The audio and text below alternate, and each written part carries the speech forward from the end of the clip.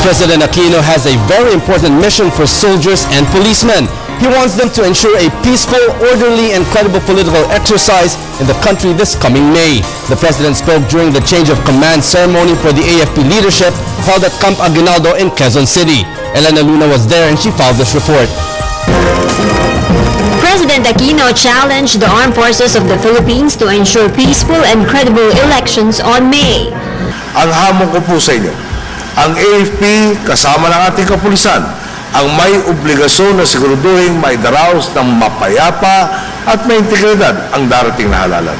Nais natin makibabaw ang boses ng bayan at hindi ito mabusalan ng armas, takot at karahasan.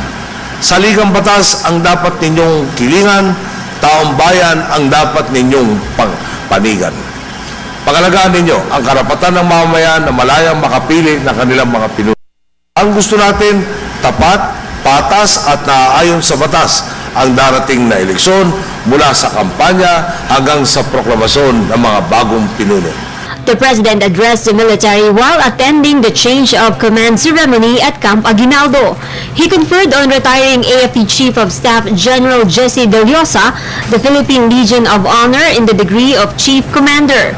It is the highest honor the President grants to an individual without the concurrence of Congress. Nagpapasalamat tayo sa 38 taong paglilingkod niya sa ating bandilat mamamayan. Nasa kanya ang katangian ng pagiging tapat at tunay na kawal. Hindi nagpapasilaw sa kapangyarihan. Kahit kailan, hindi inuna ni General De Leosa ang sariling interes. Prioridad niya ang kapakanan ng sambayanan. As Lieutenant General Emmanuel Bautista formally assumed office, President Aquino expressed confidence he will continue the reforms in the AFP and secure the country's territory. Kumpiyansa ako sa iyong dedikasyon at katatagang pangunahan ang ating mga kawal sa tuwid na dalan.